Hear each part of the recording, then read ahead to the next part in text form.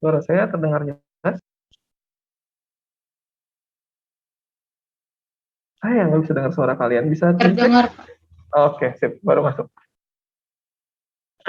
Oke, selamat pagi semuanya. Hari ini kita akan berkuliah.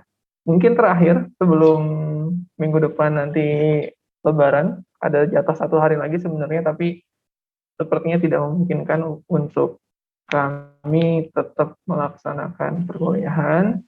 Jadi nggak tahu ini good news sama bad news buat kalian. Jadi tanggal 10 minggu depan kita off dulu. Oke? Kuliahnya. Jadi kalau yang mau masak-masak rendang, ketupat, opor, bisa ada tuh. Ya. Oke, hari ini kita akan membahas tentang COVID-19, baik pada fase penanganan di rumah sakit maupun posnya. Jadi setelah dinyatakan negatif COVID, ternyata masih banyak problem. Contohnya kemarin pas di TAFI kita mengangkat itu, ada beberapa teman kalian presentasi poster di olahraga dan kardio, kita mengangkat tema tentang COVID. Kayak yang dibahas sama Al-Fuadi, ternyata COVID, atlet yang pernah kena COVID itu bisa meningkatkan resiko terkena apa nama case-nya Al-Fuadi, lupa saya. Miokarditis, Miokarditis, Pak. miokarditis, miokarditis. Jadi padahal dia atlet, terlatih, setelah kena COVID, dinyatakan negatif, malah ada masalah baru, yaitu miokarditis. Gitu.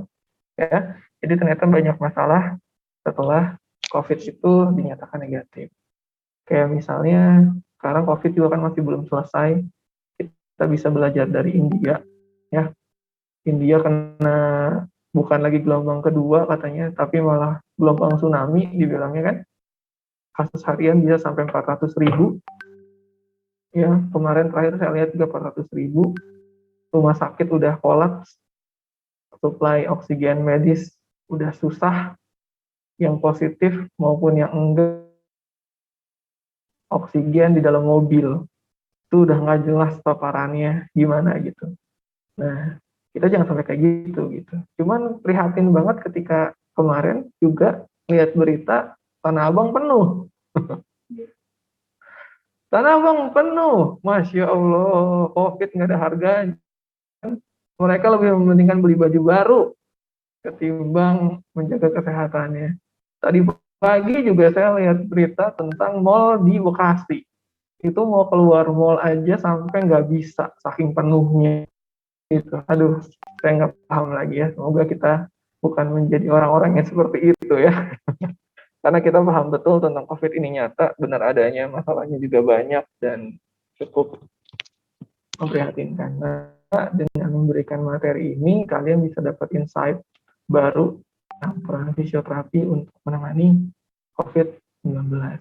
Nah, materi hari ini itu akan disampaikan Kak Faza, dan kita cite atau kita ambil dari PAFKRI, Persatuan Fisioterapi Kardiorespirasi Indonesia. Ya, jadi mereka sudah bikin pakem-pakem sendiri bagaimana menangani pasien COVID-19 di rumah sakit, gitu ya. Jadi diikuti saja materinya yang akan disampaikan sama Kak Fada dulu berarti ya sekarang ya. Terus nanti siang nanti sama Kak Hana. Kita nggak ada praktikal ngerjain eh, inian dulu apa namanya formulir dan segala macamnya, tapi kita paparan materi. Nah, terus kemudian takut kelupaan, nih saya juga mau ngasih tugas ke kalian 3 minggu untuk membuat video. Videonya itu tentang pemeriksaan, pemberian intervensi, evaluasi, dan segala macamnya untuk penyakit-penyakit respirasi gangguan. Jadi nanti saya akan bikin linknya di Mas, saya nanti akan update waktu pengerjaannya 3 minggu dari sekarang. Jadi biar kalian juga bisa dapat libur lebarannya, tapi tetap bisa sambil ngerjain tugas perkuliahannya. Gitu ya. Oke, sebelum kita mulai, mungkin ada yang mau dibahas dulu? Ada yang mau ditanyakan dulu? Ya ada. Oke, kalau gitu saya langsung serahkan ke Kak Faza aja ya. Silahkan. Oke, makasih Kak Riza. Teman-teman, suara saya kedengeran ya? Kedengeran kan?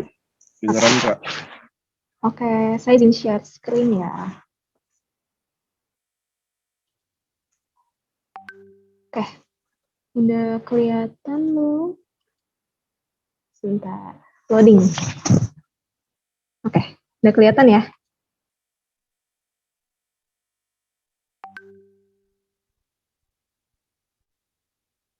Udah kelihatan semuanya? Sudah, Kak. Oke, jadi hari ini kita akan bahas tentang kasus penyakit COVID-19, terutama gimana manajemen fisioterapi untuk penyakit tersebut. Nah, yang kita bahas pagi ini, sebelum kita masuk ke bahasan pasca COVID, post-COVID, kita lihat dulu kalau untuk manajemen akutnya, manajemen terutama di rumah sakitnya kayak gimana, untuk khusus untuk fisioterapi. Oke, ini sumbernya dari IVI, dan ini terjemahan ya, mungkin versinya udah agak lama, tahun lalu, tapi yang terbarunya lagi kita belum nemu. Jadi ini cukup valid sih kalau untuk kasus-kasus akut COVID. Oke, kita mulai ya. Jadi judulnya ini manajemen fisioterapi untuk COVID akut di rumah sakit. Oke, sebelumnya kita udah tahu COVID-19 ini disebabkan oleh virus SARS coronavirus tipe 2. Jadi dia pertama kali muncul itu di tahun 2019 di Wuhan, kemudian breakout-nya itu mulai pada tahun 2020. Nah, ini kan virus ini memiliki tingkat penularan yang cukup tinggi gitu. Kemudian penularannya itu gimana? Jadi penularannya itu lewat, seperti yang kita tahu, lewat percikan atau droplet atau sekret pernafasan, dan ketika droplet itu tertransfer ke saluran nafas kita bisa lewat mulut, hidung, atau mata, itu bisa menyebabkan seseorang tertular penyakit COVID ini. Oke, jadi rawan banget droplet ini kan bisa lewat batuk, bersin, atau dari orang bicara aja kalau tanpa masker, itu bisa menular ke orang lain gitu. Oke, selanjutnya. Oke, gejala-gejala pada pasien yang terkena COVID. Yang paling umum, gejala yang paling banyak dikeluhkan adalah demam. Demam, kemudian batuk, kemudian fatigue atau kelelahan, lalu ada produksi sputum atau dahak, dan sesak nafas. Yang paling banyak itu, yang paling besar persentasenya adalah demam. Tapi banyak juga yang kita tahu orang-orang dengan penyakit ini yang tanpa gejala. Jadi tertular atau terinfeksi virus COVID, tapi tidak merasakan gejala-gejala yang dirunutkan di sini. Tapi gejala pada umumnya adalah seperti yang ditulis di sini ya, demam, batuk, fatigue, sputum, dan sesak nafas. Nah, kalau misalkan fisioterapi bisa menangani gejala-gejala yang diantaranya di sputum atau dahak ini, kemudian sesak nafas, kemudian kasus-kasus atau masalah-masalah lain yang bisa timbul di rawat inap. Oh, tes kedengeran? Putus-putus sinyalnya ya Pak. Lanjut aja Pak. Atau saya ganti jaringan dulu? Di kita aman sih, Kak. Aman ya? Oh, berarti SSO-nya. Hotspot UI-nya berarti. Ya udah, aman ya? Di kalian aman? Oke, lanjut. Nah, ini ada perencanaan tenaga fisioterapi atau rekomendasi persiapan. Ini terutama ditujukan untuk rumah sakit atau instansi yang melayani kasus-kasus atau merawat pasien COVID. Jadi yang pertama adalah tentunya meningkatkan jumlah tenaga fisio. Kemudian identifikasi staf tambahan, gerbang sel infeksi, ICU, dan unit dengan ketergantungan tinggi. Kemudian fisioterapisnya juga, staf-staf fisionya harus memiliki pengetahuan khusus dan keterampilan untuk menangani kasus ini. Kemudian yang tadi, kemudian harus disediakan juga sumber pembelajarannya kayak pelatihan penggunaan APD, kemudian orientasi ICU, kemudian staf yang memiliki risiko tinggi nggak diperkenankan untuk masuk area isolasi.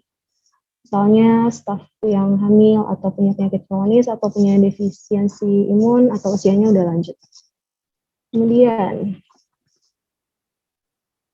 ada protokol yang harus diikuti di masing-masing instansi kesehatannya, kemudian sumber fisik, misalkan alat-alat yang diperlukan apa aja.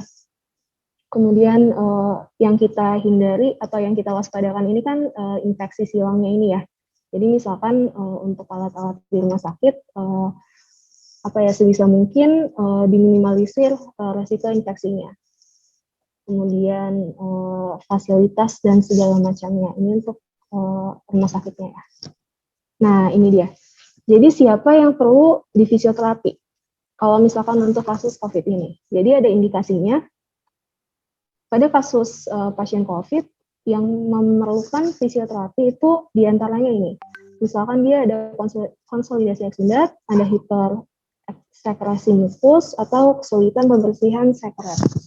Oke, kemudian fisioterapis dia akan memberikan intervensi di antara lain mobilisasi, latihan, dan rehabilitasi atau juga untuk masalah pernafasannya. Kemudian tidak harus selalu masuk ke ruang isolasi. Misalkan kalau untuk monitor rujukan nggak perlu selalu bolak-balik itu.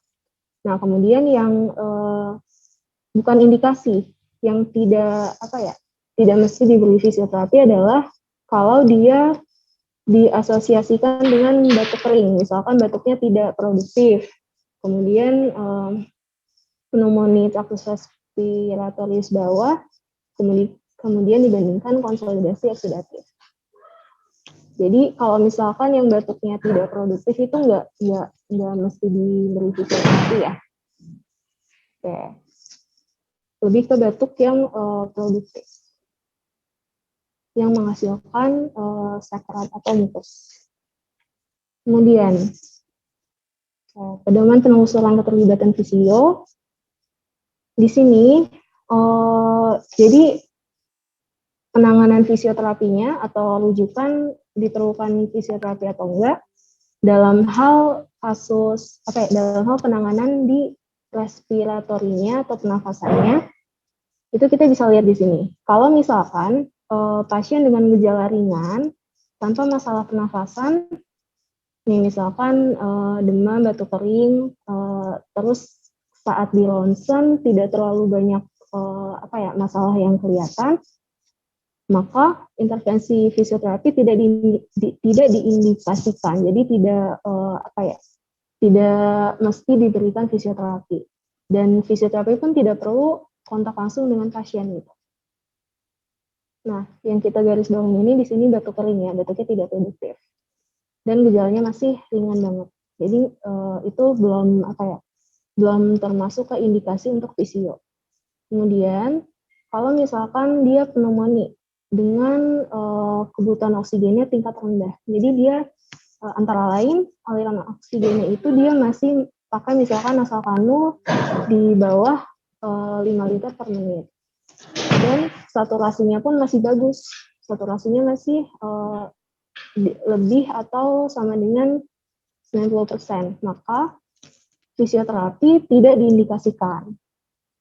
Gitu. Dan tidak perlu juga kontak dengan pasien. Itu indikasinya. Kemudian, kalau misalkan pasien dengan gejala yang ringan, kemudian dia memiliki pneumonia, dan dia disertai dengan penyakit-penyakit lain. Misalkan komorbidnya penyakit pernafasan atau penyakit saraf, Bisa dilihat di sini, misalkan ada PPOK, dia punya bronkiektasis, dan disertai juga dengan dia kesulitan mengeluarkan sekresi. Maka rujukan fisio diperlukan untuk pembersihan jalan nafas. Gitu. Yang penting menggunakan APD yang benar. Nanti dijelasin di slide selanjutnya untuk APD fisio kayak gimana untuk COVID ini. Oke, kemudian kalau misalkan pasien dengan gejala ringan dan dia memiliki pneumonia, kemudian ditambah dengan dia sulit atau nggak bisa mengeluarkan sekresi secara mandiri, maka rujukan fisioterapi diperlukan untuk membersihkan jalan nafas. Oke, yang penting menggunakan APD dan pasiennya juga menggunakan masker selama intervensinya gitu. Lanjut. Oke, kalau misalkan ini masih intervensi untuk kasus yang pernafasannya ya. Oke, misalkan pasien COVID yang memiliki gejala berat, kemudian ada pneumonia atau infeksi saluran nafas bawah, dan kebutuhan oksigennya meningkat atau misalkan saturasinya rendah, kemudian ada gejala-gejala kayak gini nih, demam, sulit nafas, kemudian hasil labnya juga menunjukkan ada konsolidasi, maka mungkin diindikasikan pemberian fisioterapi, terutama jika ada kelemahan dalam batuk ini, kemudian ada pneumonia, bisa dilihat batuknya juga produktif, maka fisioterapi perlu diberikan asal dengan APD yang benar. Kemudian selanjutnya ini untuk intervensi yang mobilisasi, latihan dan rehabilitasi. Kalau yang ini setiap pasien dengan resiko signifikan atau mengalami keterbatasan fungsional signifikan. Bisa kita bayangin kalau misalkan pasien rawat inap itu kondisinya gimana, apalagi kalau misalkan kasus COVID yang berat, kemudian dia udah lama juga di rawat inap, maka otomatis bakal ada keterbatasan fungsional yang ada di pasien itu. Apalagi di pasien ICU. Penurunan fungsi signifikan akibat ICU, apalagi kalau dia pakai ventilator, maka dari itu kayak otomatis bakal banyak penurunan fungsi-fungsi organ tubuhnya, maka rujukan fisio diperlukan. Yang penting APD. Kemudian jika pasiennya itu nggak pakai ventilator, otomatis perlu pakai masker selama intervensi. Ini untuk intervensi yang bentuknya mobilisasi, latihan, dan rehabilitasi. Ini contoh rencana sumber daya fisio di ICU. Ini untuk lebih ke rumah sakitnya ya. Kapasitasnya sekian, dan saran kapasitas dan segala macam untuk mempermudah intervensinya, kemudian mengurangi resiko terkena paparannya. Ada situasi biasa, kapasitasnya segini, kemudian minimal staf fisionya 4 orang. Dan ini alat-alat yang dibutuhin. Kita lihat lagi ke bawah. Ini kalau misalkan semakin banyak semakin banyak pasiennya, semakin banyak kapasitasnya, maka tambahan stafnya juga lebih banyak. Alokasi bednya juga harus ditambah. Untuk manajemen medis COVID. Jadi di sini ada prosedur-prosedur medis yang dia penghasil aerosol. Jadi meningkatkan produksi atau resiko keluarnya si droplet pernafasan itu, sekret pernafasan. Di antaranya ini nih, intubasi tahu kan ya? Intubasi. Suara saya kedengeran kan ya? Tes.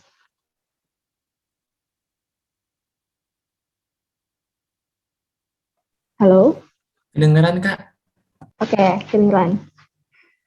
Intubasi apa intubasi? Oke, sebenarnya kita nggak apa ya, nggak berperan di sini sih, di intubasi, di ekstubasi, bronkoskopi enggak. Intubasi itu sebelum pemasangan ventilator, kalau di ICU ada namanya prosedur namanya intubasi. Kemudian kalau ventilatornya mau dilepas, itu prosedurnya namanya ekstubasi. Oke, itu salah satu prosedur yang meningkatkan resiko keluarnya droplet, bronkoskopi juga, tracheostomi, dan nih pokoknya CPR sebelum intubasi. Ini lebih ke tenaga medis yang lain sih, kalau kita nggak terlalu. Oke, ini bisa dilihat penjelasannya. Intubasi dan ventilasi mekanik. Ventilasi mekanik itu ventilasi atau pernafasan yang dibantu sama alat. Oke, alat ventilator. Nah, kemudian kalau misalnya kita lihat pasien-pasien COVID di ICU, banyak yang diposisikan di prone position gitu ya, posisinya telungkup karena dia akan memudahkan untuk ventilasinya. Kemudian ini bronkoskopi, suction, sama sampel sputum, dia resiko aerosolnya tinggi banget. Oke. Dan itu yang kita hindari ya, karena penularan yang paling besar itu transmisinya dari si aerosol itu, atau droplet pernafasan. Kemudian tracheostomi, pasien yang trakeanya dibolongin.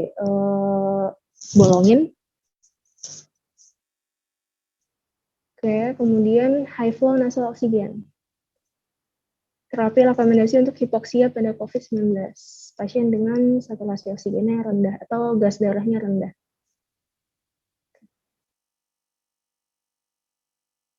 Kemudian nebulisasi. Di sini dikatakan untuk pasien COVID non-intubasi tidak direkomendasikan diberikannya nebulisasi karena peningkatan resiko aerosolnya tinggi banget untuk ketenaga kesehatan di sekitarnya. Oke, jadi nebulizer itu dikurangi penggunaannya karena untuk resiko pemaparan dropletnya itu tinggi banget, jadi nggak digunakan. Kemudian ini ventilasi non-invasif. Itu medis ya. Oke, untuk intervensi visionya gimana? Kita lihat di sini. Oh ya, benar. Kalau misalkan untuk fisioterapi pernafasan, yang kita kasih apa aja? Di sini kita kasih teknik pembersihan jalan nafas. Bisa dipakai positioning, ACBT, kemudian perkusi, vibrasi, semuanya udah pada tahu ya. Jadi disesuaikan aja sama keluhan atau kondisi si pasiennya kayak gimana, karena tiap pasien pasti beda-beda kondisinya. Kemudian IPPB atau intermittent positive pressure breathing. Misalkan untuk pasien dengan faktor Costa, untuk pembersihan jalan nafasnya atau manajemen gangguan nafas atau selama eksersis dikasih IPPB. Kemudian teknik untuk memfasilitasi pembersihan sekresinya.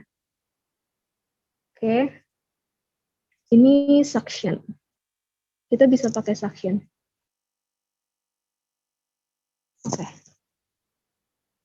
Sekali lagi, yang penting kalau misalkan untuk manajemen fisioterapi pernafasan itu yang penting adalah pemakaian APD-nya. Harus disesuaikan dengan intervensi yang kita lakuin. Gitu.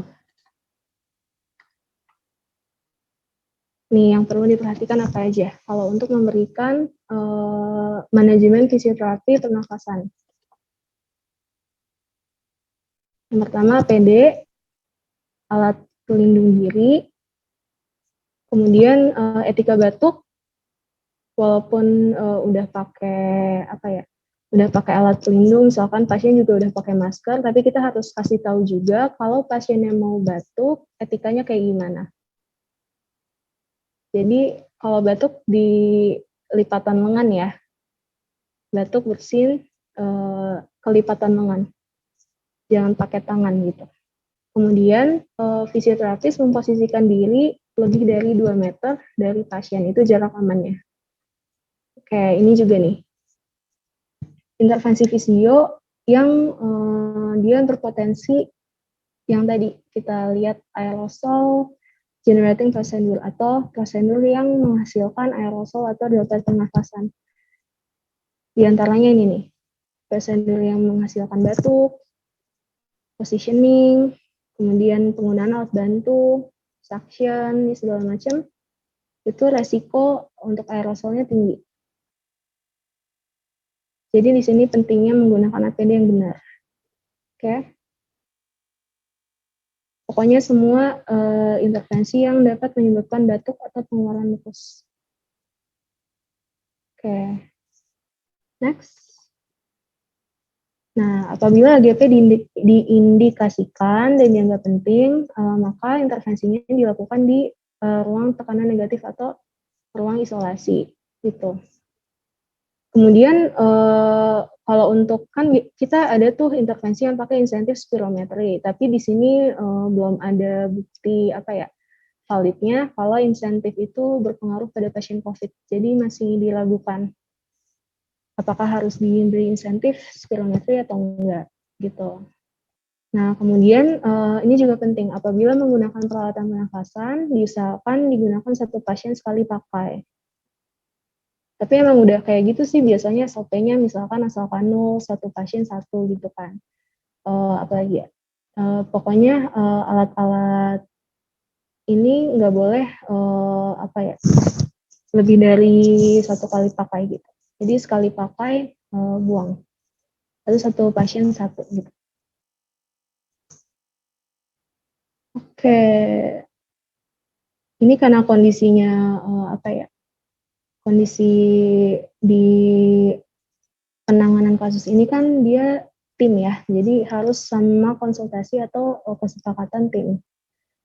Oke, kemudian induksi dahak tidak boleh dilakukan karena menghasilkan aerosol tadi ya. Kemudian nebulasi salin tidak direkomendasikan, positioning dilakukan ya. Postural drainase, kemudian penerapan prone positioning di ICU yang tidurnya telungkup tadi untuk memudahkan pernafasan. Oke, next. Fisio juga bisa megang untuk pasien yang tracheostomi atau yang trakeanya udah di prosedurnya dilubangin. Oke. Ini untuk penggantian inner tube-nya dapat masalah aerosol, jadi hati-hati. Kemudian inline suction-nya tertutup direkomendasikan. Kemudian apa lagi nih? Untuk inspiratory muscle training, speaking valve, kan dia ada trakea, bagian trakea yang dilubangin itu kan ada valve-nya, ada patuknya. Nah, ini speaking valve dan leak speech-nya itu tidak boleh dilakukan sampai pasien mati infeksi akut gitu. Kemudian pokoknya untuk tracheostomi, kewaspadaan melalui udara direkomendasikan. Oke. Lalu ini untuk yang mobilisasi. Apa aja yang kita lakuin? Oke, kalau misalkan untuk mobilisasi standar, ROM exercise, pasif, bisa aktif assisted atau aktif atau resisted untuk mempertahankan dan meningkatkan integritas sendi, LGS dan kekuatan otot. Kemudian, kemudian untuk mobilisasi, misalkan bed mobility, transfer, kemudian ambulasi, itu dilakukan. Oke. Jadi tadi nih, ROM dan terapi latihan, mobilisasi, transfer, ambulasi. Untuk latihan mobilisasi, yang perlu kita lihat adalah Yang pertama tadi sama APD, kemudian mobilisasi di ruang isolasi, misalkan di luar ruang isolasi harus menggunakan masker. Oke, kemudian yang paling penting ini adalah mobilisasi dini.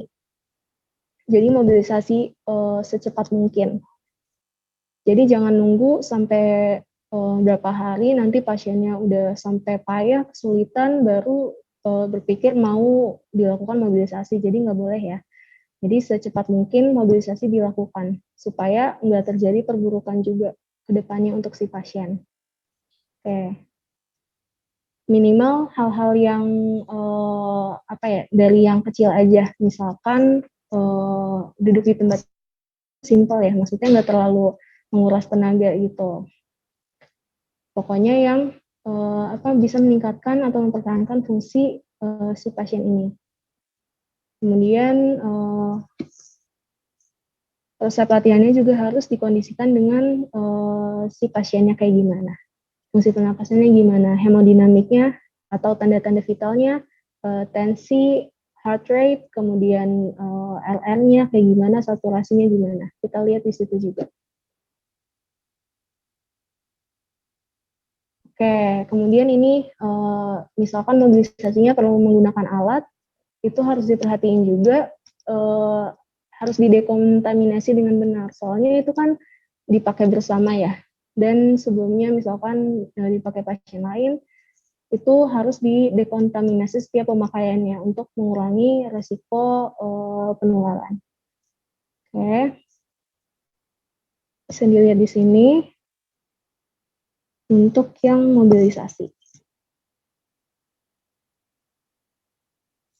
Oke, sama kalau misalkan di ICU kan banyak terpasang alat ya, kayak ventilator, kemudian kabel-kabelnya banyak, itu harus diperhatikan, harus hati-hati sih kalau misalkan untuk mobilisasi di ICU, karena banyak banget kabel, banyak banget selang, jangan sampai ada yang ketarik, nggak sengaja putus, itu bahaya banget, jadi harus diperhatiin.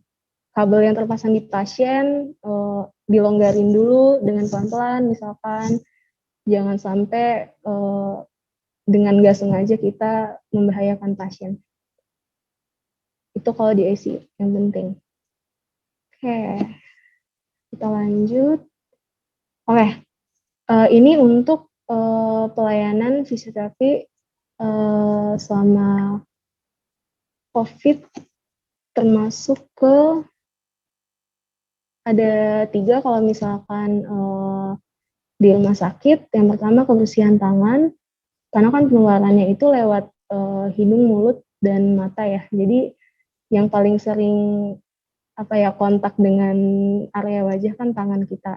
Jadi sebisa mungkin jaga kebersihan tangan, kemudian APD penting banget di rumah sakit dengan area infeksi yang tinggi, kemudian peralatan intervensi itu harus didekontaminasi dengan baik. Oke. Kalau misalnya kebersihan tangan, ada 5 momen yang harus dilakukan. Itu sebelum menyentuh pasien, kemudian setelah melakukan tindakan aseptik, sebelum dan setelah, kemudian setelah menyentuh pasien, dan setelah menyentuh area sekitar pasien. Nih ya, jadi sebelum lakukan pembersihan tangan, kemudian sebelum prosedur, setelahnya juga, kemudian sebelum dan setelah memasuki area. Oke, cuci tangan bisa pakai hand sanitizer atau air mengalir, tapi direkomendasikan pakai air mengalir sama sabun. Oke. Kemudian udah hafal lah ya. Ini dilakukan selama 1 menit. Kayak ada 6 gerakan. Ini untuk mencuci tangan. Nah, kemudian ini APD-nya. Ini APD dari yang paling lengkap dulu nih. Jadi, untuk APD yang kita pakai misalkan di ruang isolasi. Ini APD level 3. APD level 3 yang paling coverage-nya paling tinggi. Bisa kita lihat ada apa aja. Coverall biasanya, coverall jumpsuit, kemudian penutup kepala. Kalau misalkan nggak pakai coverall jumpsuit. Tapi kalau udah coverall jumpsuit, dia udah menutupi semuanya. Kemudian sepatu tertutup, boots, kemudian goggles, kacamata yang gede ini. Kemudian sarung tangan handscoon, kemudian ditambah juga sarung tangan luar dan masker N95. Bisa dilihat di sini. Oke, jadi kalau misalkan APD level 3 ini yang perlindungannya paling tinggi, biasanya untuk prosedur kayak yang tadi aerosol, risiko penghasil aerosol yang tinggi kayak intubasi, tracheostomi, bronkoskopi, pasien suspek atau pasien yang sudah konfirmasi menderita COVID. Tindakan operatif atau otopsi, kemudian pengambilan spesimen. Pokoknya untuk kondisi-kondisi yang resiko pengeluaran aerosolnya tinggi. Termasuk untuk intervensi-intervensi yang misalkan rawan menghasilkan batuk atau menghasilkan sekret pernafasan gitu. Untuk intervensi pernafasan. Oke, ini untuk APD level 3 yang coverage-nya paling tinggi, protection-nya paling tinggi. Kemudian ada APD level 2. APD level 2 ini digunakan untuk fisioterapis yang di ruangan HCU, ICU, ruang intensif, kemudian terapi aerosol. Yang digunakan adalah ini di dalamnya baju scrub kita biasa, kemudian pakai apron atau gaun, di sini gaun yang kayak gini nih, nutup. Kemudian ada head cover-nya, kemudian sepatunya yang tertutup.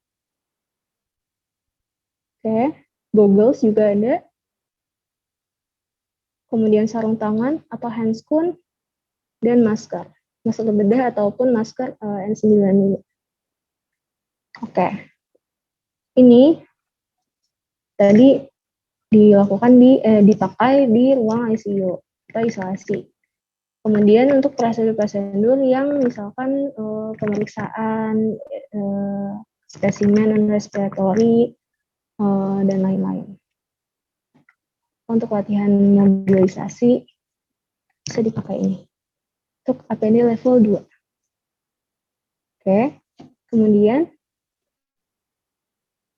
APD level 1. APD level 1 untuk fisioterapis yang dirawat jalan misalkan di klinik, di puskesmas atau intervensi yang non aerosol. Cukup dengan kita pakai scrub biasa, kemudian sepatu tertutup, pakai handscoon, pakai masker bedah, penutup kepala juga. Ini APD level 1.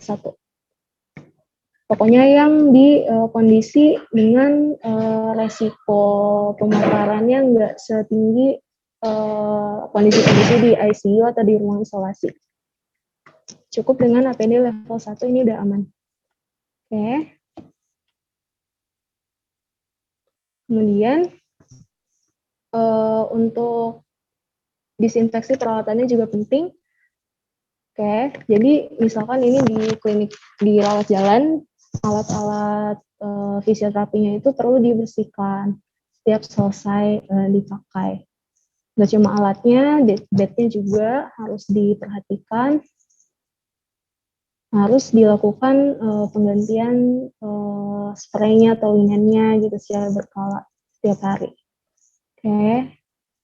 Disinfeksinya ini bisa pakai alkohol untuk permukaan luar. Kalau misalnya yang bagian dalamnya itu direndam cairan disinfektan. Oke. Perlindungan lainnya, ini untuk lingkungan sekitarnya harus disediakan sabun cuci tangan dan tisu di wastafel, kemudian hand sanitizer di tempat-tempat tertentu. Gitu. Oke, sampai sini. Untuk fisioterapi pada COVID di rumah sakit atau kondisi-kondisi akut. Ada yang mau ditanyain? Atau ada yang mau didiskusiin?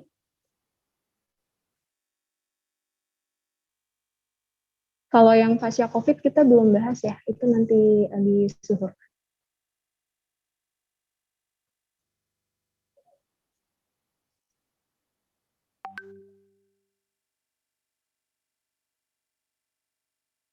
Ayo teman-teman, ada yang ditanyain nggak?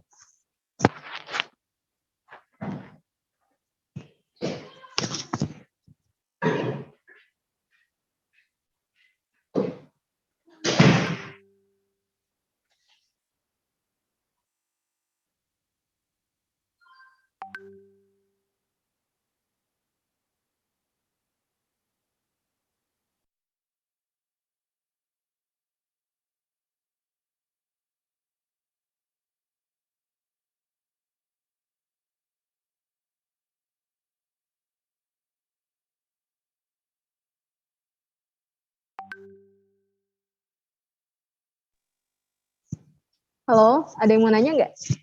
Atau nggak kita udahin aja untuk sesi paginya? Aku mau bertanya dong. Boleh, Dea? Kalau misalkan di UGD gitu, kita pakai APD-nya yang level berapa, Kak?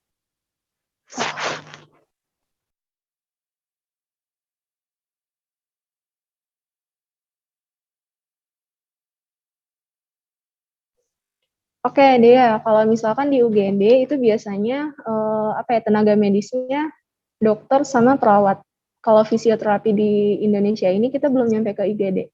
Jadi paling dirawat inap, di ICU, dirawat jalan, itu baru kita fisio ada gitu. Kalau di IGD, kalau sekarang yang kita lihat perawat sama dokter pakai APD yang level 3 kalau nggak salah ya. APD level 3. Mungkin karena untuk caution-nya juga sih. Karena yang masuk IGD kan kita nggak tahu kondisinya gimana. Yang akut, biasanya gitu. Dan nggak cuma COVID ya. Jadi tetap untuk caution mereka pakai level 3 kalau nggak salah. Oke, cukup deh. Jelas? Oke, ada lagi?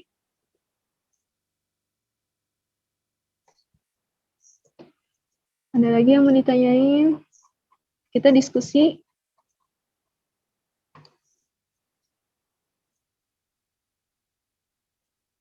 Atau ada yang mau lihat ulang slide-nya?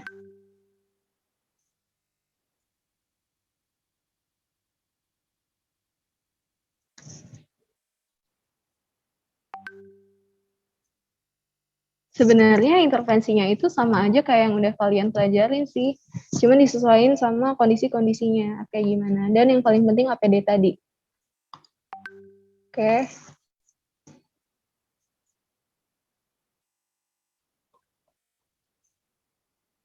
Nggak ada lagi yang mau nanya?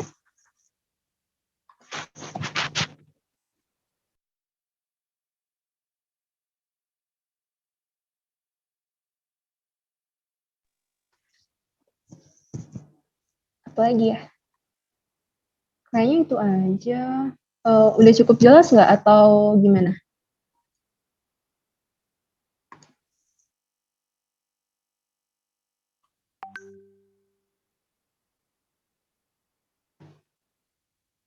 Cukup jelas ya?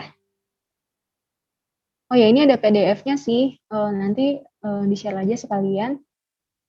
Dan siapa tahu nanti saya cari dulu ada versi yang lebih barunya atau enggak.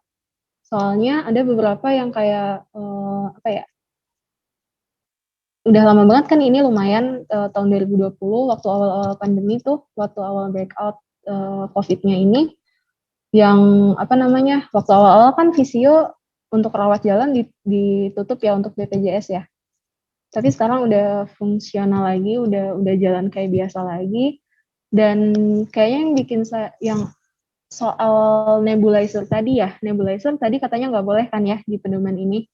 Tapi kalau nggak salah sekarang kurang tahu sih. Tapi kayaknya udah bisa lagi dilakuin. Nanti cari masing-masing aja update-nya kayak gimana. siapa tahu pedomannya udah dikeluarin lagi yang baru sama IVI, tapi saya nggak nemu sih. Cuman keskip aja mungkin. Siapa tahu udah ada yang baru. Oke, kalau misalkan nggak ada yang ditanyain lagi, bener ya, sekali lagi nih saya tanya, nggak ada yang ditanyain? Nggak ada? Oke, kalau gitu untuk sesi pagi kita udahin aja dulu. Nanti ketemu lagi jam berapa ya? Mau jam berapa? Jam 1? Kelamaan nggak? Jam 1 nih? Oke, kalau gitu kita ketemu lagi jam 1 untuk bahas yang pasca COVID sama Kak Hana, oke? Sip. Oke, kalau gitu boleh leave meetingnya ya. Makasih. Makasih, Kak. Makasih, Kak. Terima kasih. Udah ada sejam. Wabarakatuh. Selamat siang semuanya. Suara saya kedengaran kan ya? Kedengeran. Oke. Oke, tadi pas pagi, tadi Faza udah ngejelasin tentang manajemen fisioterapi pada pasien COVID-19. Siang ini kita akan membahas tentang manajemen fisioterapi pada pasien pasca COVID-19. Jadi pasien pasca COVID-19 itu adalah pasien yang telah dinyatakan sembuh dan dinyatakan negatif dari COVID-19. Tapi berdasarkan apa yang terjadi pada saat ini, walaupun pasien sudah dinyatakan negatif dan dipulangkan setelah infeksi COVID-19 ini, pasien itu memiliki kebugaran yang buruk dan kesulitan bernafas setelah beraktivitas.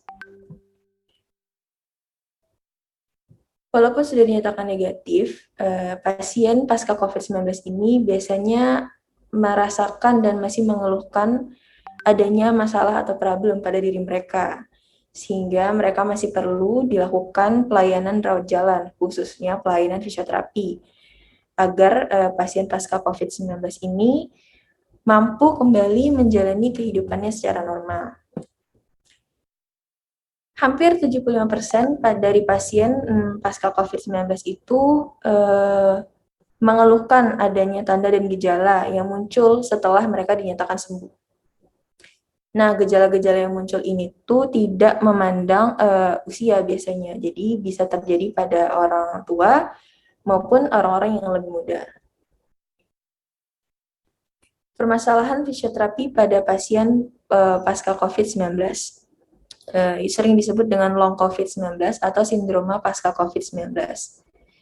Di mana long COVID ini adalah gejala COVID-19 yang terjadi pada saat infeksi pada awal, yang di mana itu tuh bisa berlangsung lama. Jadi kondisi gejala fisik maupun psikis yang muncul pada pasien itu di awal infeksi dapat muncul lagi ketika mereka dinyatakan sembuh dari COVID-19. Dan gejala-gejala fisik maupun psikis ini tuh dapat menetap selama 4 minggu, 6 minggu, 8 minggu, bahkan bisa sampai 4 bulan lebih atau berbulan-bulan dari masa awal pasien ini terkena dari infeksi COVID-19 ini. Terus, tadi Faza juga udah jelasin gejala fisik dan psikis dari pasien COVID itu apa aja. Dan ternyata gejala fisik dan psikis dari pasien pasca COVID pun tidak jauh beda atau bahkan sama dengan gejala-gejala yang mereka alami pada saat awal infeksi. Yang pertama itu ada fatigue atau kelelahan, lalu ada batuk, ada nyeri otot, lalu ada sakit kepala, ada gangguan tidur, sesak nafas, nyeri sendi, serta ansietas. Nah, jadi dari tadi itu selalu disebutkan ada gangguan gejala psikis. Kenapa sih pasien COVID atau pasien pasca COVID-19 itu bisa mengalami gangguan psikis atau salah satunya itu ansietas. Jadi yang kita tahu pada saat COVID-19 itu masuk ke Indonesia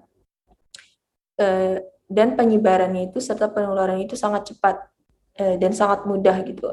Tahu-tahu seseorang udah kena COVID aja, dia bahkan nggak tahu nih dapat dari mana, kok bisa dan segala macamnya gitu. Jadi kayak dalam waktu singkat aja tuh angka COVID-19 di Indonesia tuh bisa melonjak tinggi gitu. Jadi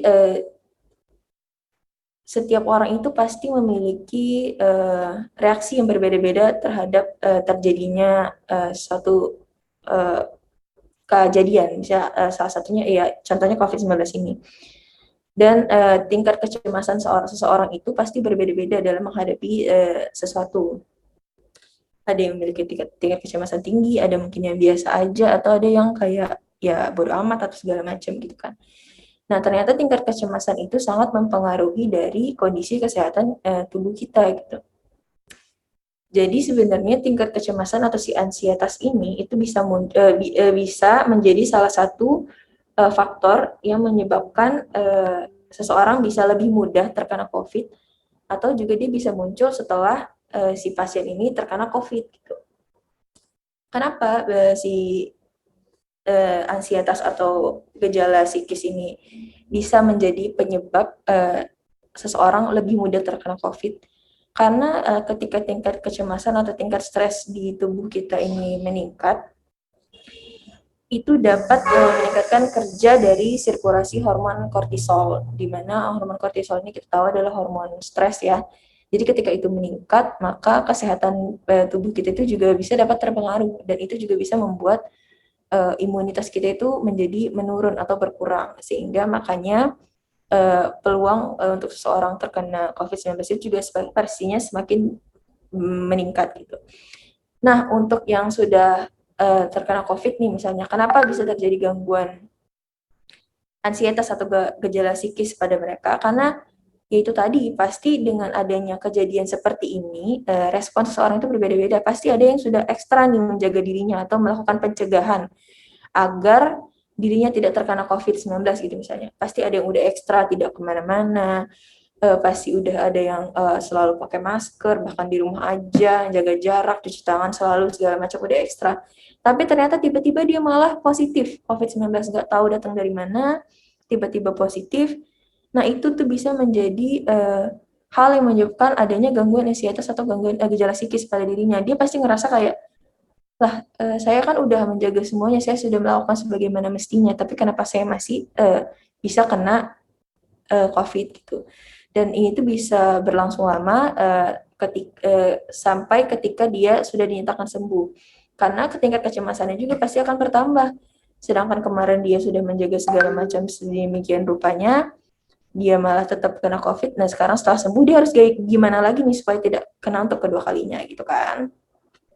Lalu dengan gejala-gejala yang ada seperti ini tuh, pasti seseorang itu mengalami penurunan aktivitas fisik yang jauh daripada waktu saat dia sehat atau normal.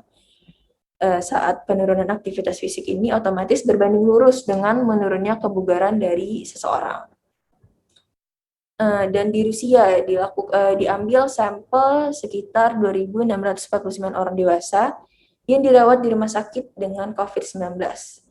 Setelah 6-8 bulan setelah keluar dari rumah sakit, sekitar setengahnya itu melaporkan setidaknya ada satu gejala lama yang timbul kembali sejak mereka keluar dari rumah sakit. Jadi setelah mereka terkena infeksi, lalu dirawat di rumah sakit, dan keluar dari rumah sakit, pas saat keluar itu ternyata mereka malah mengeluhkan ada gejala-gejala yang kembali mereka rasakan waktu pada saat keluar rumah sakit. Gejala-gejala ini mereka rasakan awalnya pada saat infeksi, dan keluar rumah sakit mereka rasakan lagi. Beberapa di antaranya itu adalah kelelahan, sesak nafas, dan kelupaan. Ini merupakan gejala-gejala yang paling umum yang dirasakan oleh pasien-pasien pasca COVID-19. Nah, mengapa diperlukan fisioterapi? Fisioterapi itu sangat diperlukan pada pasien pasca COVID-19 tentunya untuk memperbaiki gejala-gejala yang mereka rasakan pasca COVID-19 ini, agar si pasien ini dapat kembali beraktivitas sesuai dengan sebagaimana mestinya, agar mereka dapat beraktivitas secara normal kembali. Jadi fisioterapi harus memberikan latihan-latihan serta fitness untuk mencapai kebugaran dan wellness si pasien pasca COVID ini. Nah, intervensi yang diberikan fisioterapi itu, atau intervensi pernafasan yang diberikan fisioterapi itu harus dipersonalisasi atau harus disesuaikan dengan keadaan pasien, terutama dengan pasien-pasien yang memiliki penyakit penyerta atau komorbid, pasien dengan usia lanjut, pasien dengan obesitas, penyakit multiple, serta komplikasi organ tunggal atau ganda. Jadi kita sebagai fisioterapis harus mampu menentukan intervensi atau latihan-latihan yang tepat untuk pasien dengan segala macam kondisi, terutama kondisi-kondisi penyerta yang mereka bawa. Ini contohnya beberapa kondisi-kondisi penyerta yang mereka bawa. Agar tujuan dari intervensi kita itu tetap tercapai tanpa memperparah atau tanpa menimbulkan hal-hal masalah-masalah baru karena mereka sudah memiliki penyakit penyerta seperti ini atau keadaan-keadaan penyerta seperti ini. Jadi kita dapat mencapai tujuan kita tanpa menambah masalah baru pada pasien ini. Gitu. Lalu kita masuk ke proses fisioterapi. Kita sudah sering bahas, apalagi bahas formulir tentang bagaimana proses fisioterapi dari awal sampai akhir. Yang pertama ya tentu kita harus melakukan asesmen, kita melakukan pemeriksaan umum, khusus dan segala macam. Lalu kita melakukan evaluasi, terus kita menetapkan diagnosa dari masalah-masalah yang kita dapat, dari urutan masalahnya, kita melakukan diagnosa dan prognosa fisioterapi. Lalu kita melakukan planning, merencanakan nih intervensinya bagaimana, tujuannya apa aja, metode yang mau kita berikan apa aja, dan terakhir pastinya kita memberikan intervensi yang tepat sesuai dengan hasil pemeriksaan, diagnosa, serta planning yang sudah kita lakukan tadi. Nih, yang pertama itu ada assessment, ini udah sering banget kita bahas. Yang pertama itu ada patient history, kita harus tahu ini data pribadinya apa, nama, segala macam, diagnosanya apa. Kita harus tahu bagaimana riwayat penyakitnya, riwayat penyakit sekarang, riwayat penyakit dahulu, riwayat penyakit keluarga, riwayat psikososial, dan lain-lain.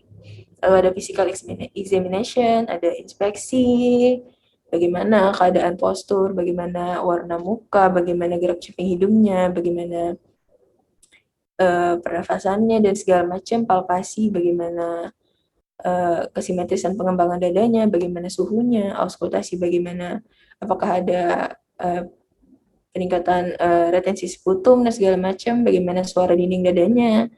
Terus ada juga kita mengetahui, kita harus memeriksa juga aktivitas fungsional si pasien tersebut. Lalu jangan lupa untuk melihat pemeriksaan penunjang yang sudah ada dan yang sudah pernah dilakukan oleh pasien, seperti chest X-ray atau elektrokardiogram, pemeriksaan darah, dan segala macam. Nih, data pribadi kita sudah sering bahas, kita harus tahu diagnosanya apa, dan biasanya kan ada rujukan dokter, terus kondisi pasiennya bagaimana, kondisi pasien sebelumnya bagaimana, riwayat penggunaan obatnya, riwayat keluarganya, riwayat sosialnya, segala macam. Terus ada itu tes penunjang, pemeriksaan darah lengkap, penanda proses peradangan dan infeksi, penanda enzim jantung, hingga pemeriksaan molekuler. Nih ada pemeriksaan subjektif, patient history, OPQRST atau samples atau Socrates. Ini poin-poin ini bisa kalian pakai untuk mengisi riwayat penyakit sekarang. Jadi ini adalah hal-hal yang dapat menjadi kunci atau poin yang dapat kalian tanyakan ke pasien untuk mengetahui riwayat penyakit sekarang itu secara rinci. Yang pertama itu ada onset misalnya. Awal serangan itu kapan atau bagaimana dan segala macam. Terus provokasi yang mempengaruhi serangan. Misalnya pada saat mengalami serangan, si pasien ini dalam kondisi apa atau apa yang mempengaruhi serangan tersebut. Terus kualitas keluhannya tajam, ringan, progresif. Misalnya kalau nyerinya bagaimana? Nyerinya tajam kah, ringan kah, atau hilang timbul kah, atau bagaimana? Radiasi penyebaran sejauh mana luas area keluhan. Contohnya nyeri lagi. Misalnya nyerinya hanya pada satu titik atau menyebar ke bagian tubuh yang lain gitu. Terus skala derajat keluhan dalam kuantitas angka skala. Kalau nyeri bisa pakai FAST dan segala macam. Kalau sesak bisa pakai skala Borg atau lain-lain. Time. waktu muncul keluhan dan dalam satuan waktu. Misalnya kalian bisa tanya, biasanya kapan Bu atau Pak sesaknya muncul atau keluhannya muncul? Nah, si pasien mungkin menjawab, oh waktu ini, waktu saya jalan kayak gini, atau waktu saya coba kerja yang cukup berat, sesaknya malah nambah gitu. Jadi, atau sesak nafas saat saya bekerja, atau sesak nafas saat saya berjalan jauh atau segala macam. Jadi kita tanyakan lebih spesifik gitu, kapan si sesak ini atau keluhan ini tuh muncul, serta kita juga tanyakan kapan nih si sesak atau keluhan ini tuh mereda, atau biasanya kalau saat sesak ibu atau bapak ngapain untuk meredakan sesaknya, atau untuk menangani sesaknya atau menangani keluhannya. Atau sesaknya hilangnya kapan Bu? Biasanya kalau misalnya sudah sesak, itu hilangnya waktu apa? Saat istirahat kah? Saat dia ngapain kah? Gitu. Jadi kita harus tanya sedetail itu. Lanjut ke medical record review sama ya kita tanya tentang pekerjaannya apa, bagaimana lingkungan rumahnya, bagaimana keluarganya, motivasinya segala macam, bagaimana riwayat sosialnya, hobinya apa, aktivitasnya sehari-hari apa, untuk melengkapi formulirnya. Terus ada risk factors atau faktor resikonya. Untuk masalah-masalah kardiorespirasi pasti tidak lain dan tidak bukan pasti berhubungan dengan rokok. Jadi dia ada riwayat merokok apa tidak, memiliki hipertensi apa tidak, terus kolesterol yang tinggi apa tidak, diabetes, terus sedentary lifestyle. Sedentary lifestyle itu tahu ya semua apa, seseorang yang kehidupannya itu tidak banyak aktivitas fisik atau jarang bergerak atau malas bergerak gitu. Terus ada obesitas, ada stres, ada riwayat keluarga, umur, gender, serta etnik. Terus ada objective assessment atau pemeriksaan objektif, vital signs seperti heart rate, blood pressure, respiratory rate, SpO2, segala macam. Inspeksi, sudah dijelaskan tadi, kita bisa melihat bagaimana warna muka, bagaimana gerak cuping hidungnya, bagaimana ada pucat apa tidak, bagaimana pola pernafasannya, kita bisa lihat cepat dangkal kah atau apa, bagaimana posturnya. Untuk palpasi kita bisa tahu suhu lokalnya, kita bisa tahu kesimetrisan pengembangan dadanya dan lain-lain. Untuk perkusi dan auskultasi, untuk suara dinding dadanya, untuk ada atau tidakkah penumpukan sputum dan segala macam. Ini kriteria for safety of treatment, jadi kriteria aman untuk melakukan treatment atau intervensi. Jadi pasien-pasien dengan kriteria-kriteria ini itu tidak direkomendasikan untuk dilakukan mobilisasi di luar bed. Apa aja tuh kriterianya? Yang pertama ada ketika pasien memiliki heart rate di bawah 40 dan di atas 130 kali per menit. Lalu ada blood pressure-nya di bawah 60 serta di atas 110. Dan saturasi oksigennya di bawah sama dengan 90%, respiratory rate-nya 40 kali per menit, lebih dari 40 kali per menit, untuk temperaturnya lebih dari 38,5 dan di bawah dari 36 derajat Celcius. Serta ada kontraindikasi relatif, wajah pucat, nyeri, lelah, serta tidak tenang atau gelisah.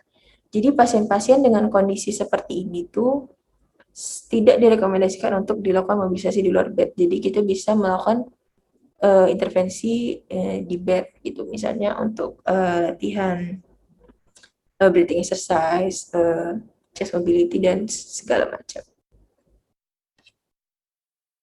Lanjut ada pemeriksaan otot bisa menggunakan MMT.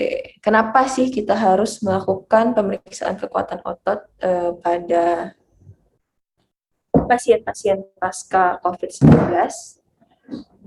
Ada yang mau jawab mungkin, ada yang mau berpendapat, atau ada yang menurut kalian gimana? Kenapa kita perlu melakukan pemeriksaan kekuatan otot pada pasien-pasien pasca COVID-19? Ada yang mau menyampaikan pendapatnya mungkin?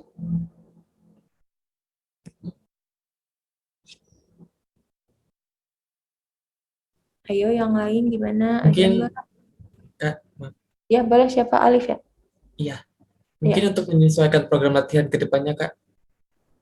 Iya, oke, boleh. Terus ada lagi?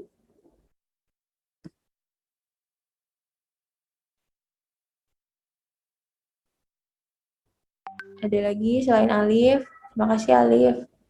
Kak, izin nanya dulu boleh gak, Kak? Siapa tuh? Boleh. Ini ya berat, Kak. Kalau ini maksudnya pemeriksaan kekuatan ototnya di bagian apa ya, Kak? Di Pemeriksaan otot-otot. kekuatan otot semua ekstremitasnya. Oh, oke, Kak, bentar. Iya. Iya, kenapa tuh menurut kalian perlu dilakukan pemeriksaan kekuatan otot di semua ekstremitas pada pasien pasca COVID?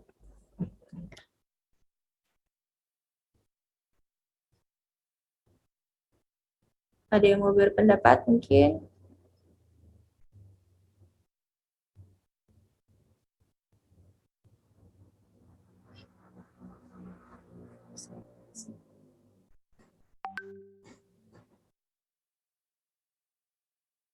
Nggak ada?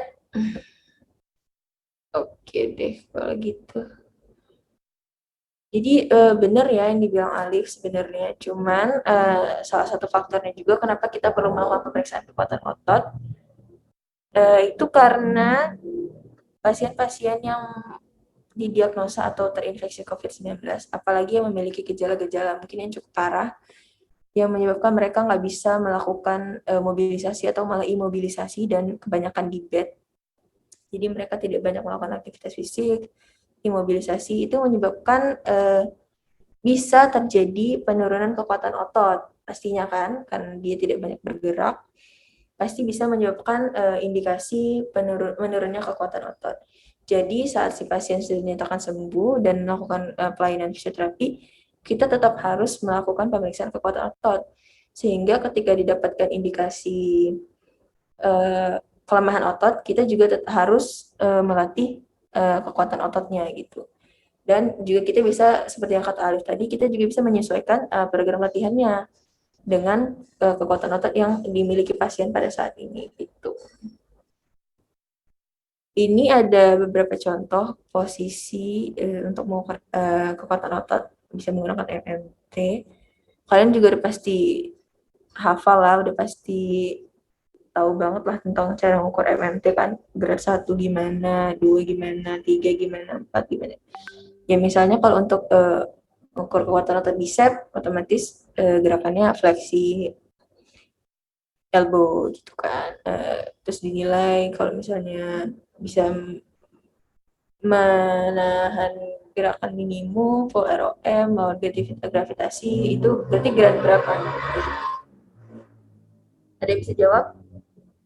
Kalau misalnya ukur MMT nih, bisa full ROM, ada otomatis ada kontraksi otot dong. Terus mampu menahan tahanan minimum, dan mampu melawan gravitasi. Berarti itu grade berapa MMT-nya? 4, Kak. Siapa tuh yang jawab? Filza. Oke, betul ya, 4 ya. Berarti udah bisa.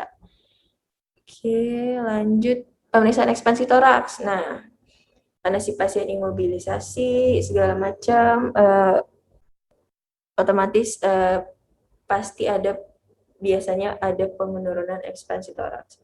Dan ini memang masalah umum yang terjadi pada pasien-pasien dengan gangguan kardiorespirasi, karena yaitu mungkin imobilisasi, itu sesak nafas, jadi si ekspansi toraksnya pun bisa menurun. Jadi kita tetap harus perlu melakukan pemeriksaan ekspansi toraks dan melakukan intervensi untuk meningkatkan si ekspansi toraksnya. Ini udah sering banget kita bahas, gimana cara mengukurnya, berapa nilai normalnya.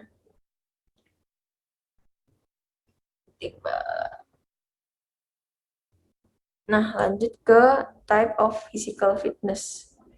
Jadi ini adalah tipe atau jenis dari kebugaran fisik dari seseorang gitu. Nah, ternyata tuh ada 5 level.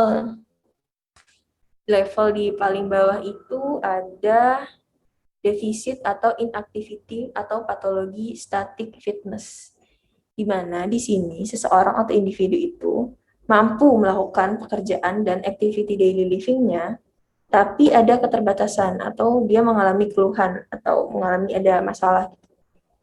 Jadi dia tidak mampu secara optimal gitu melakukan pekerjaan dan activity daily living-nya. Lanjut di level kedua itu ada health fitness. Jadi seseorang atau individu itu mampu melakukan pekerjaan dan aktivitas sehari-harinya atau activity daily living-nya itu secara aman lah, secara optimal, tanpa ada keluhan dan tanpa ada terbatas. Tapi dia hanya bisa melakukan itu aja tanpa ada kegiatan-kegiatan atau aktivitas-aktivitas tambahan. Lanjut level ketiga ada fitness. Di sini individu atau seseorang itu bisa melakukan jadi setelah dia mampu melakukan pekerjaan dan activity daily living-nya itu ke pekerjaan sehari-harinya, dia itu bisa ditambah dengan melakukan aktivitas fisik dan aktivitas tambahan gitu secara aman. Jadi udah dia bisa melakukan pekerjaan activity daily living secara aman, dia juga bisa melakukan aktivitas fisik dan aktivitas tambahan juga secara aman gitu. Lanjut ada ke wellness. Di level wellness ini si individu ini mampu melakukan aktivitas fisik yang levelnya itu lebih tinggi daripada si fitness. Jadi dia tuh bisa melakukan aktivitas fisik secara optimum dengan aman, tapi belum sampai ke level si sport fitness nih, level paling atas. Nah, waktu di level paling tinggi ini, level 5, si sport fitness ini, seseorang itu berhasil melakukan olahraga atau sport khusus dengan optimum dan dengan aman. Mungkin ya bisa kita bilang atlet-atlet kali ya, yang bisa melakukan olahraga dengan optimal, ya sesuai dengan passion mereka. Terus, nah setelah yang kita bahas tadi di awal, dengan keluhan-keluhan yang dialami oleh pasien-pasien pasca COVID itu kan mereka mengalami kebugaran yang menurun nih. Nah, untuk tahu si kebugaran menurun atau tidak itu, kita bisa melakukan tes. Yang pertama itu ada 6 minutes walking test. Kalian juga pasti udah familiar banget sama 6 minutes walking test. Kalian juga kemarin udah ngerjain tugas tentang tes khusus, dan salah satunya itu ada 6 minutes walking test.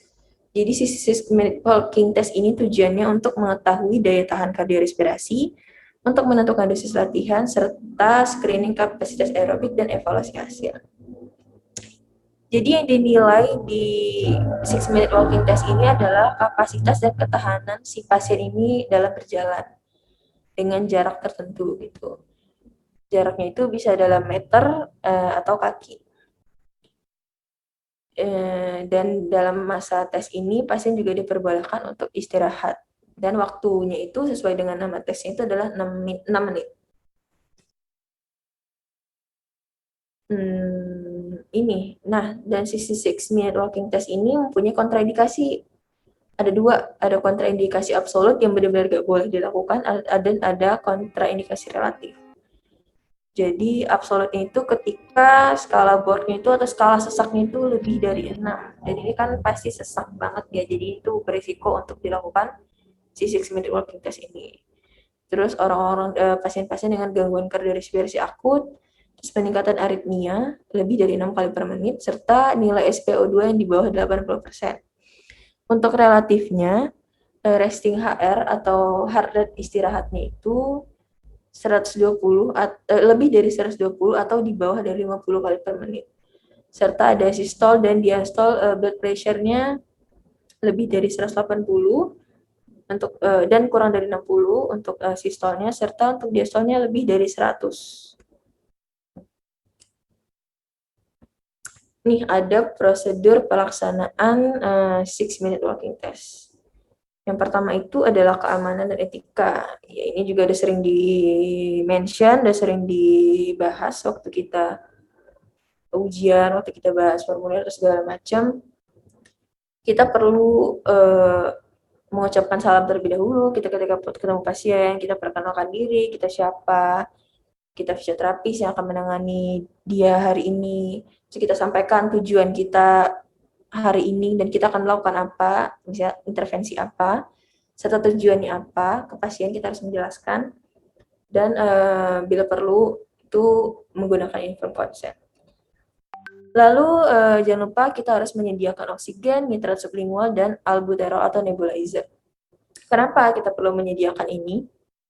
Mungkin ada yang bisa memberikan pendapat. Menurut kalian kenapa kita harus menyediakan oksigen, nitrat sublingual, dan albuterol atau nebulizer? Kenapa kita perlu menyediakan ini sebelum melakukan 6-minute walking test? Izin jawab, Kak. Ya, silakan. Kita harus nyiapin hal-hal tersebut karena 6-minute walking test ini kan berkaitan dengan endurance dan tujuannya adalah memang kita untuk ngecek kapasitas dan kapabilitasnya pasien gitu. Jadi jaga-jaga atau takut-takut ternyata pasiennya udah di batas limit kemampuannya, kemudian terjadi sesak, kita udah prepare alat-alat itu gitu, Pak. Iya, ini Abror kan ya? Siapa sih? Itu siapa tadi? Iya, Pak Abrar, Kak. Abror kan? Iya, benar banget ya. Jadi untuk mencegah, untuk mempersiapkan hal-hal yang terjadi di depan, kan kita nggak tahu apa yang bakal terjadi. Ini kan pasien dengan gangguan kardiorespirasi. Entah nanti dia sesak nafas, atau entah dia nanti mengalami keluhan dan segala macam. Kita udah menyiapkan alat-alat yang kita perlukan saat pasien itu mengalami hal-hal yang tidak terduga lah istilahnya gitu kan. Jadi kita bisa dapat menanganinya secara cepat dan secara tepat waktu saat keluhan-keluhan tersebut terjadi. Oke, terima kasih Abrar. Terus ketentuan lainnya itu ada fisioterapis telah mendapat sertifikat dalam penanganan gawat darurat jantung paru setidaknya tingkat basic life support atau BTCLS. Jadi untuk melakukan ini tuh memang harus orang-orang yang kompeten di bidang ini. Gak bisa sembarangan fisioterapis melakukan penanganan ini gitu. Jadi benar-benar harus ada orang yang sudah berpengalaman dan kompeten di bidang ini yang bisa melakukan penanganan ini. Terus melakukan pemeriksaan vital sign sebelum, selama, dan sesudah tes. Ini sangat penting karena vital sign itu adalah hal yang paling umum ya, yang harus sangat-sangat kita perhatikan saat melakukan intervensi. Karena jika misalnya heart rate-nya meningkat atau segala macam, itu bisa menyebabkan hal-hal lain, misalnya komplikasi-komplikasi lain, ya misalnya ntar bisa jadi gagal jantung atau segala macam. Jadi kayak kita memang harus memperhatikan vital sign pasien ini untuk mencegah masalah-masalah lain yang dapat timbul. Lalu ada alasan penghentian tes. Jadi tes ini dapat berhenti di tengah jalan karena hal-hal berikut nih, ada yang dirasakan pasien. Misalnya pasien tiba-tiba merasakan nyeri dada, lalu pasien merasakan sesak nafas yang sudah tidak dapat ditoleransi lagi, ada kram otot kaki, terus merasa sempoyongan, keringat dingin, pucat, dan tes dapat dihentikan ketika ya sudah mencapai target atau sudah selesai. Lalu ada persiapan tempat. Tes itu dapat dilakukan di dalam ruangan ataupun di luar ruangan. Jadi lintasannya itu berada pada datar panjang lintasan 30 meter dikali 2,4, datar dan keras serta lurus. Jadi lintasan itu harus datar, harus keras, harus lurus. Karena ini agar si pasien pun dapat berjalan. Jadi si pasien pun dapat jalan dengan nyaman tanpa, ya kalau misalnya mereng atau lintasannya itu miring atau segala macam, kan itu juga dapat mengganggu keseimbangan dan segala macam. Kita orang sehat juga pasti nggak nyaman untuk jalan di situ, apalagi untuk melakukan tes ataupun intervensi. Jadi harus ada pencahayaan yang cukup, ada suhu dan ada pencahayaan cukup dan suhunya juga diatur sesuai dengan pasien, serta ada oksigen standar. Serta panjang dari koridor diberi tanda pada setiap 1 atau 5 meter. Kurang lebih seperti gambar ini untuk lintasannya.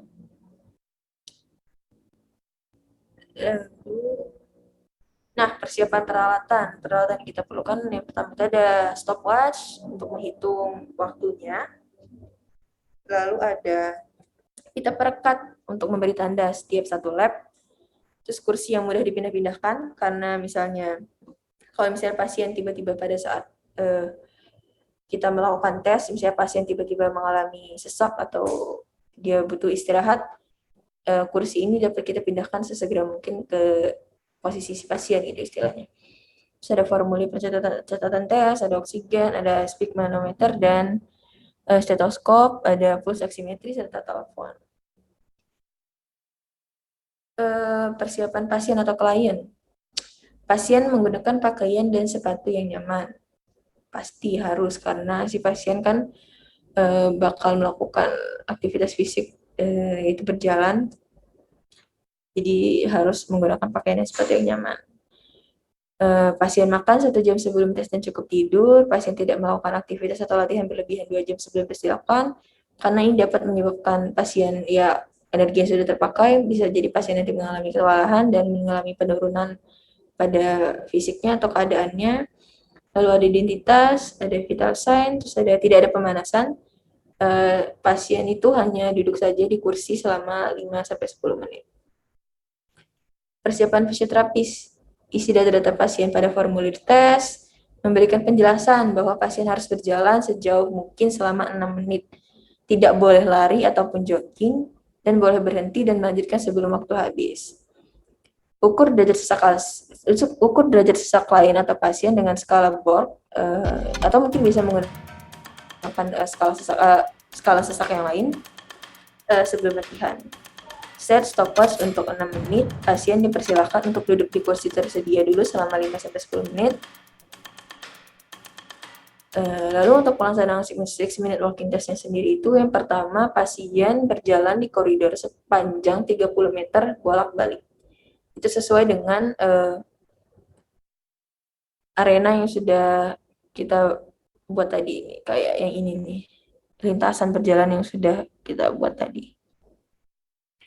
Terus pasien menempuh jarak sejauh mungkin yang dapat dia kerjakan selama waktu 6 menit. Lalu dilakukan penilaian sesak menggunakan skala Borg atau penilaian parameter yang lain.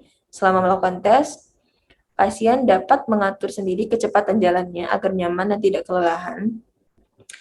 Jika sesak, pasien dapat menurunkan langkahnya, istirahat bersandar di dinding, dan dapat meneruskan kembali jika sesak sudah berkurang. Atau jika sesak tidak berkurang dan sudah tidak dapat dilatih lagi, kita dapat menghentikan tes ini dan menyuruh pasien untuk istirahat. Lalu kita sebagai fisioterapis berikan informasi waktu tiap menit saat waktu habis dan berikan tanda setiap jarak tempuh terakhir yang sudah ditempuh pasien. Pasien atau klien dipersilahkan untuk duduk di kursi dan ukur tanda-tanda vitalnya, ya heart rate, respiratory rate, blood pressure, saturasi oksigen, dan tanyakan apakah ada keluhan sesak, dan dicatat datanya. Dokumentasi sangat perlu ya. Terus catat jarak yang dapat ditempuh pasien selama 6 menit dalam satuan meter.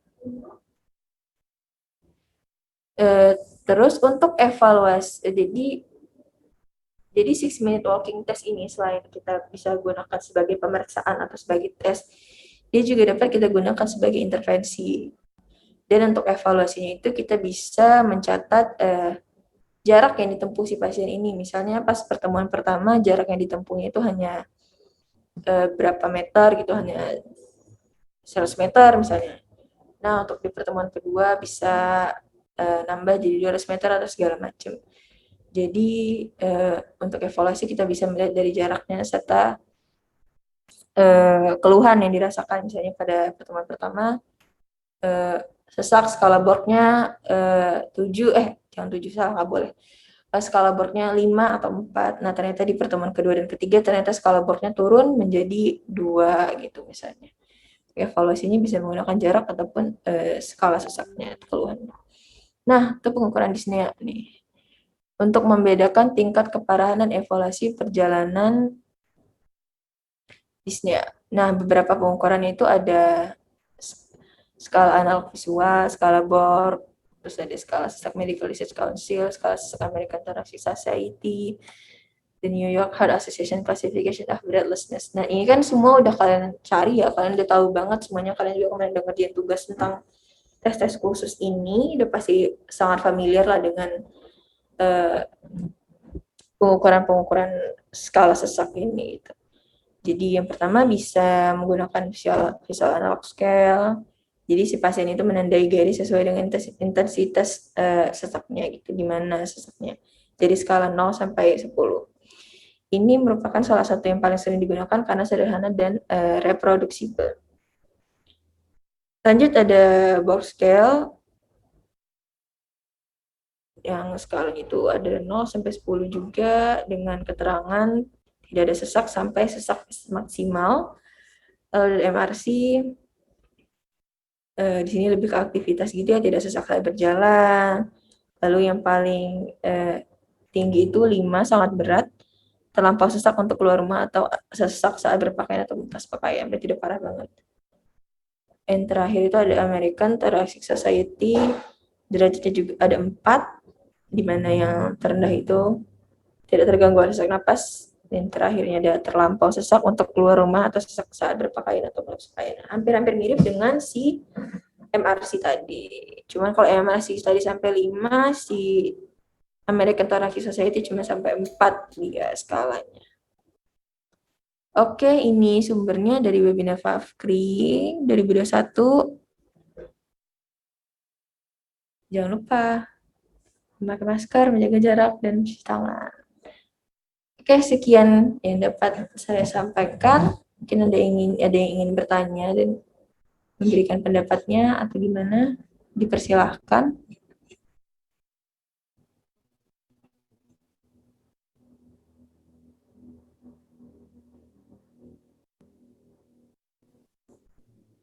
Saya mau ditanya tentang post-COVID.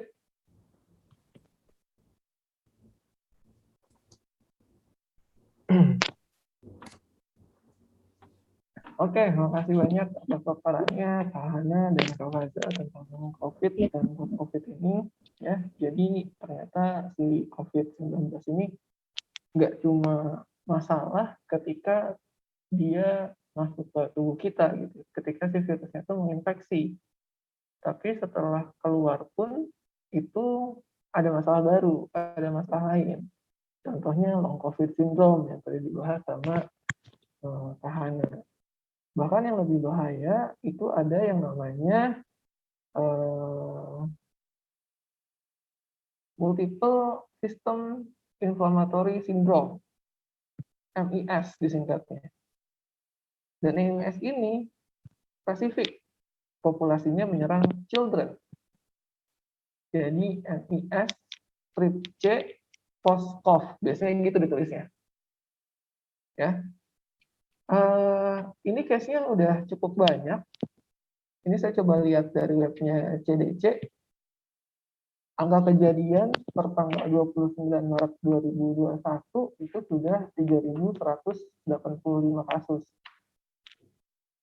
Nah, si MIS ini apa gitu? MIS ini adalah inflamasi yang terjadi pada organ tertentu secara beruntun dan tidak beraturan.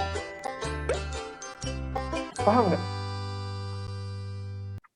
Beruntun tapi nggak beraturan. Jadi, misalnya nih, ada inflamasi awalnya. Inflamasinya di ginjal.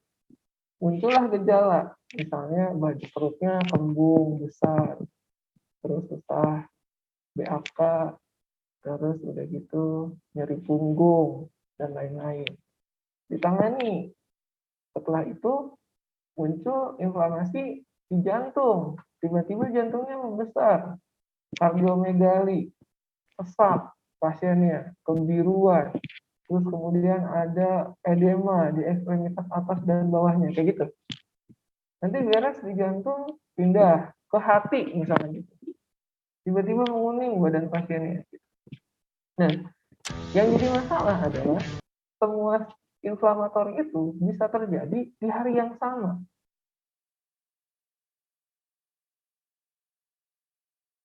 Di hari yang sama. Ada kasus, saya tahunya di story Instagram gitu. Emang nggak valid ya, tapi dia bercerita tentang gimana anaknya kena ini, kena si MISC ini. Jadi MISC ini tentang kenanya itu antara anak di usia 1 sampai 14 tahun. Dan mediannya itu ada di 8 sampai 9 tahun. Nah, si anak ini yang kena, yang saya baca di feed Instagram si ibunya itu usianya 5 tahun. Jadi lagi preschool ya. Lagi preschool. Jadi riwayat penyakitnya tuh awalnya si anak tuh ngerasa demam. 38 suhunya. Itu jam 8 malam kalau nggak salah. Langsung dibawa berobat ke dokter, dikasih obat untuk menurun demamnya. Tiba-tiba tengah malam jam 1 pagi, demamnya naik sampai 39, sekian.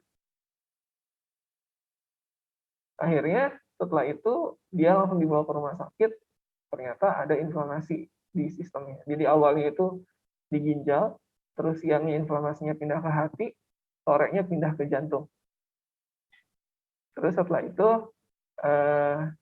di ICU dia selama 2 hari, sampai masuk ICU selama 2 hari, dan ketika masuk ranah ada keluhan baru, si anak ini nggak bisa noleh dan tangannya kesemutan. Dan ternyata ada inflamasi di spinal cord-nya. Gitu. Nah, MIS ini terjadi pada pasien-pasien, atau bukan pasien, pada populasi yang pernah mengalami COVID. Dan untuk kasus yang tadi, baik si anak maupun orang tua, itu tidak menyadari bahwa anaknya itu kena COVID, karena nggak ada gejala sama sekali. Jadi begitu dites PCR-nya, itu positif COVID-nya, tapi inaktif. Jadi masih ditemukan virusnya, tapi nggak aktif di dalam tubuh si anak ini. Artinya, dia sudah pernah terinfeksi COVID, tapi sudah dalam masa perbaikan. Istilahnya kayak gitu. Nah, angka kejadian nih, angka kematiannya ternyata cukup besar. 70-80%. Ya. Jadi ini tuh menyerang anak-anak yang enggak tahu kalau misalnya dia itu kena COVID. Terus tiba-tiba sakit. Kalau misalnya orang-orang di sekitarnya nggak aware, bisa lewat begitu saja. Ya. Jadi artinya apa? Post-COVID syndrome itu nyata adanya. Ya. Bukan berarti ketika kalian ada di lingkungan atau berinteraksi dengan orang yang sudah pernah atau bahkan kalian pernah mengalami COVID, terus kemudian sudah dinyatakan negatif, terus kemudian kalian abai gitu. Kalian cuek-cuek aja. Nggak gitu konsepnya. Jadi ini masih ada proses lanjutannya. Dan makin ke sini kalau misalnya kalian lihat gejala yang keluar karena COVID itu kan makin abstrak ya. Makin nggak jelas gitu. Apa sih gejala khususnya? Nggak ada. Semuanya itu bisa masuk ke gejala COVID. Karena tadi yang dibilang sama Faza sebelumnya. Karena dia menyerang psikisnya, psikosomatis yang dimainkan di sana. Akhirnya semua gejala yang tidak berhubungan langsung pun keluar. Begitu. Dan kita sebagai fisioterapis, ya, tenaga kesehatan, dekat banget sama pasien-pasien dengan COVID itu.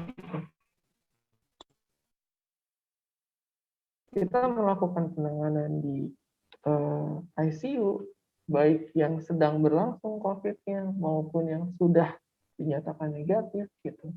Makanya keilmuan tentang ini perlu kalian ketahui. Dan kita nggak tahu COVID ini adanya sampai kapan. Terutama di negara kita tercinta ini ya. Kita nggak tahu COVID itu kelar sampai kapan. Pandemi kita nggak tahu ya. Gitu. Karena setelah vaksin masuk gitu ya, terus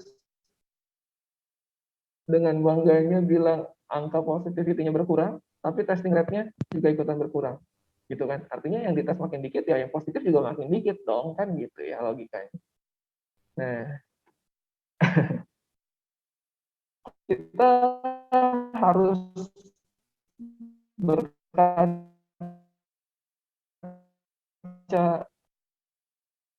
sama India ya, yang India sudah menjadi, tapi tiba-tiba produsen vaksin dan sekarang jadi importir, ya jadi importir vaksin, dia minta vaksin dari mana-mana gitu untuk di negaranya. Nah itu jangan sampai kayak gitu ya.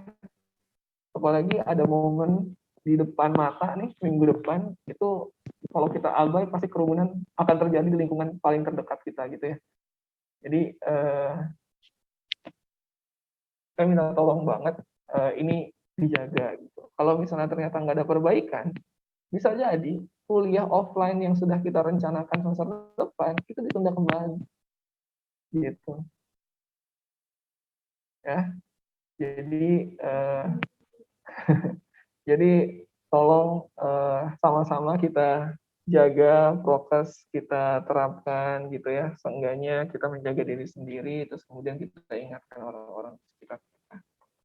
Oke, ada pertanyaan tentang COVID yang sudah kita bahas, fisioterapi untuk COVID-19?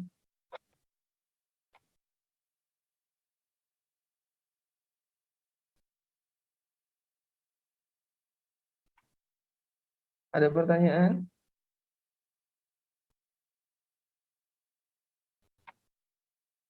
Nggak ada? Oke. Kalau nggak ada pertanyaan, terima kasih banyak Kak Hana dan Kak Faza sudah membawakan materi dari pagi, menggantikan peran saya. Oke, untuk tugas sudah saya submit di emas, silakan dibaca. Waktu pengerjaan dan pengumpulannya juga masih lama, jadi saya harap sih nggak mengganggu waktu libur lebaran kalian gitu ya. Jadi tetap bisa ngelakuin lebaran bareng keluarga, tapi setelahnya ya tolong di switch lagi ke mahasiswa mode gitu ya. Dengan kelamaan liburan, terus tugasnya terbengkalai ya. Jadi tugasnya udah saya upload di Mas, sudah detail dan segala macamnya juga ada di sana. Silakan dibaca, silakan dipelajari. Minggu depan kita off ya untuk kardionya, terus kemudian untuk kalian untuk olahraga ya, saya FT olahraga saya umumkan di sini juga ya. FT olahraga juga tanggal 11 itu rencananya saya mau ngasih tentang tapping, kinesio tapping ya. Tapi kayaknya tidak memungkinkan, jadi kita off dulu tanggal 11-nya, nanti kita ganti di bulan Juni.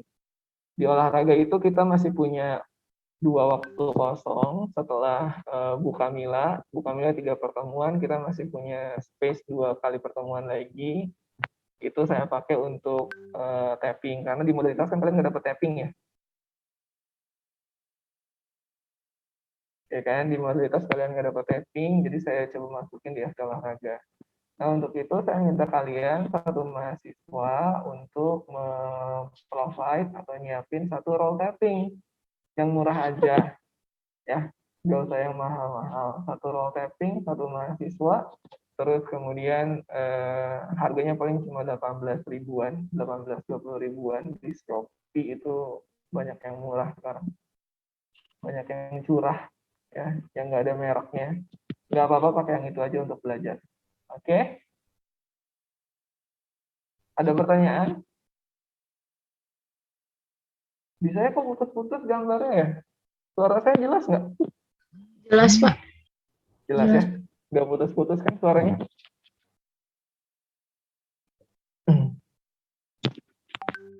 Oke, ada pertanyaan baik untuk kuliah FT Kardio dan FT Olahraga?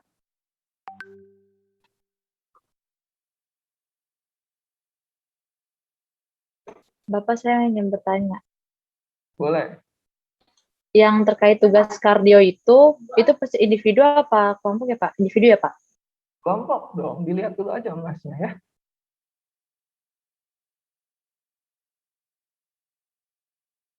Oke deh, makasih banyak Pak. Oke, nanti tugas individunya ada lagi, tenang aja nih. Jangan kecewa gitu ya. Nanti ada tugas individu lagi, santai aja.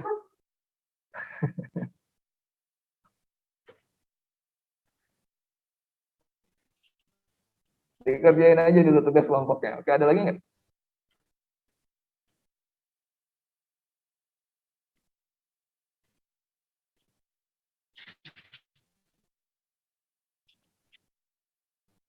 Ada lagi?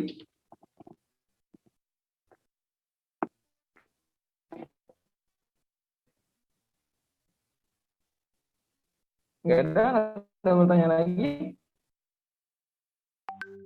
Dari Kak Hana, ada yang mau disampaikan lagi?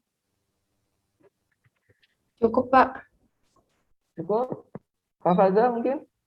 Cukup, Pak. Oke, kalau gitu kita sudahi perkuliahan FT Kardiorespirasi hari ini. Ya, karena minggu depan kita udah nggak ketemu sebelum Lebaran, jadi saya secara personal, apabila ada salah-salah dalam proses pembelajaran kita selama ini, saya mohon maaf lahir dan batin ya. Selamat Lebaran. Dari Kak Faza atau dari Kak Hana mungkin ada yang mau disampaikan? Sama mohon maaf lahir batin buat semuanya. Kalau ada salah-salah kata dan perbuatan, mohon dimaafkan. Mohon maaf lahir batin juga untuk semuanya. Happy Lebaran minggu depan. Enjoy waktunya sama keluarga masing-masing. Yes. Oke, selamat Lebaran semuanya. Mohon maaf lahir dan batin. Assalamualaikum warahmatullahi wabarakatuh. Teman-teman mahasiswa, Pak. Ya. Saya mewakili teman-teman mahasiswa juga meminta maaf sebesar-besarnya apabila selama proses pembelajaran ada kesalahan dan kurang-kurang dalam menyikapi. Terima kasih ilmunya Kak Nalaidin Wafaizin, Pak Riza, Kak Hana, Kak Faza. Oke, Abrar semuanya. Terima kasih. Ya, oke, udah ya.